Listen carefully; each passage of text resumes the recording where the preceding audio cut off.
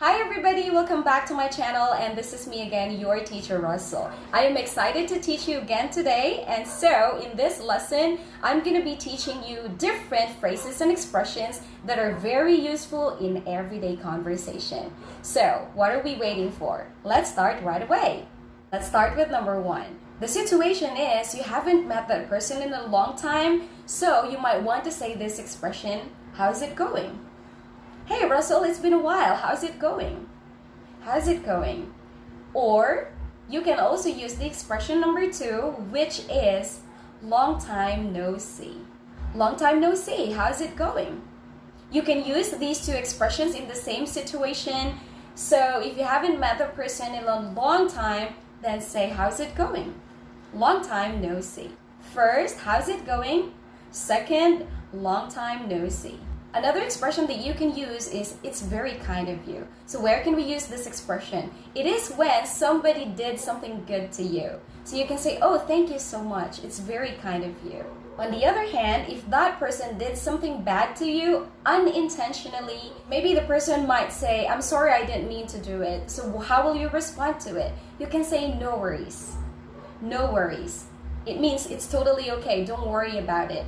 No worries. Or you can also say, not a problem. So the person says, I'm sorry, I didn't mean to do it. You can say, no worries, not a problem. Not a problem. No worries, not a problem.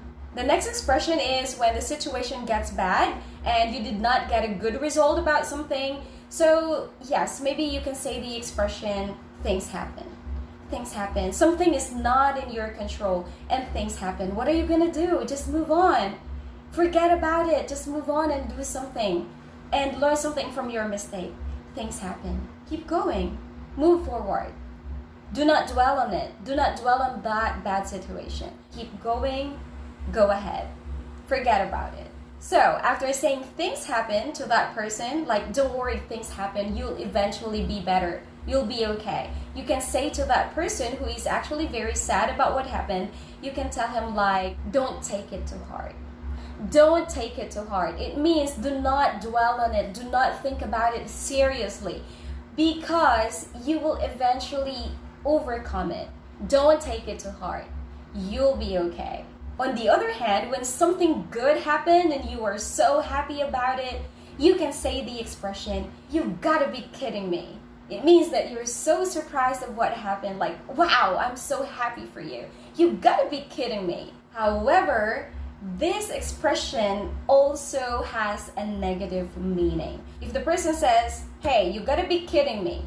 So you have to watch out for the facial expression and the intonation of the voice because, yes, it might sound expressing surprise, but yes, on the other hand, it has a negative meaning that you might not want that other person to misinterpret what you're trying to say.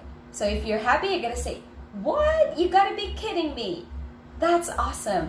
But if you want to sound like you're annoyed about something or you dislike something, you can say, you gotta be kidding me.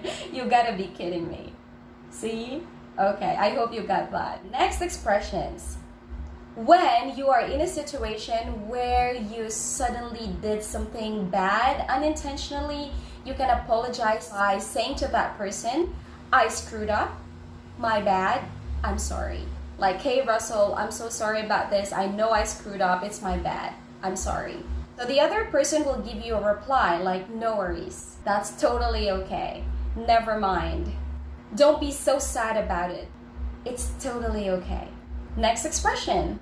When you think that something is so easy to do, or it doesn't require a lot of decision making, then you can say, this is a no-brainer. This is so easy.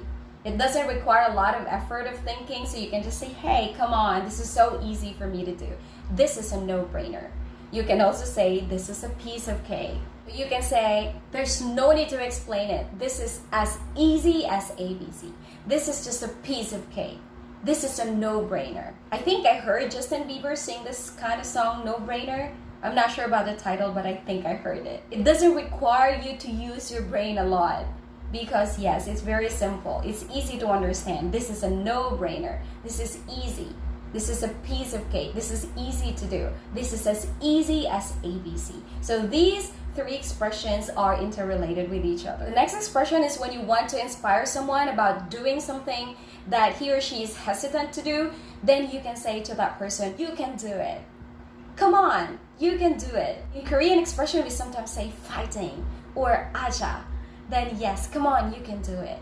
And so if that person has succeeded, you can say this expression, that's lit. It means that's amazing. You finally did it. That's lit. The next expression is applicable in business situations. So, for example, you're not going to go to work today. You can't go to work because you're sick, and so you might want to ask your coworker to, do something for you. Then you can use the expression, can you cover for me? And if you want to sound more polite, then you can say, can you please cover for me? I can't go to work today. I'm sick. I have to go to the doctor. Can you please cover for me? I need to do a presentation, but I can't come to work today. Kindly do this presentation for me. Can you cover for me? Kindly cover for me. Sounds easy, right? I hope you got it. Another expression that you can use when you want to say something's amazing, I told you before, you can say that's lit, but you can also say you rock. My friend Ben is always telling me about this, like, hey Russell, you are so awesome. You rock. You're amazing. You rock. Another expression that I'd like to introduce to you is used when it's Fridays, and so many people working from Monday to Friday are looking forward for the Friday to come because we are so excited to take a rest on weekends. Maybe not rest, but you have a lot of other things to do, like meeting your friends or just hanging out with them. Then you can use this expression, TGIF. TGIF means thank God it's Friday. Finally, it's Friday. Thank God it's Friday. Oh my God, I'm so excited it's Friday. TGIF. TGIF. Let's move on. The next expressions is when you want to ask clarifications about something.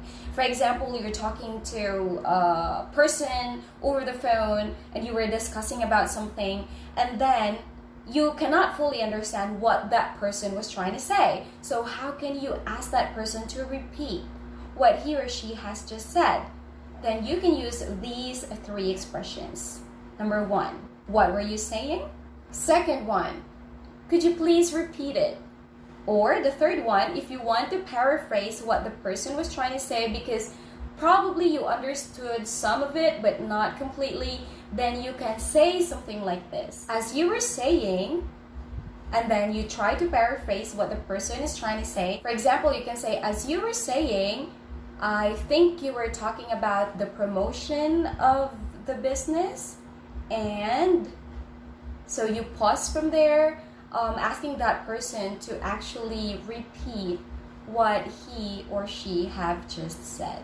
So yes, that's a good trick. However, if you want to disagree to the person in a polite manner, you can say something like this. I see what you mean, but I think I don't totally agree with this something.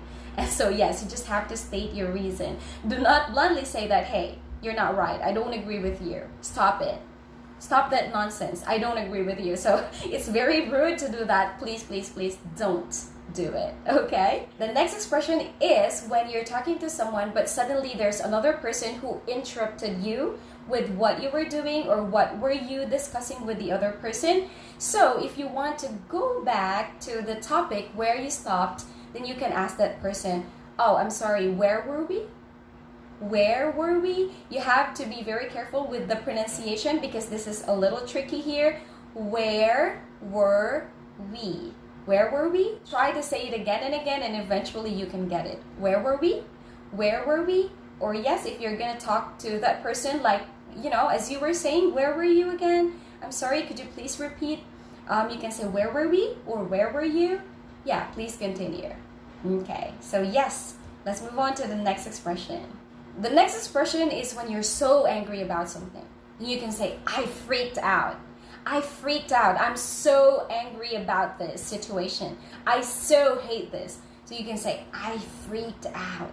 I'm freaking out right now. In that situation, you might sound really scary. So yes, please try to mellow. Don't say you're freaking out. Don't say you're freaked out just because of something.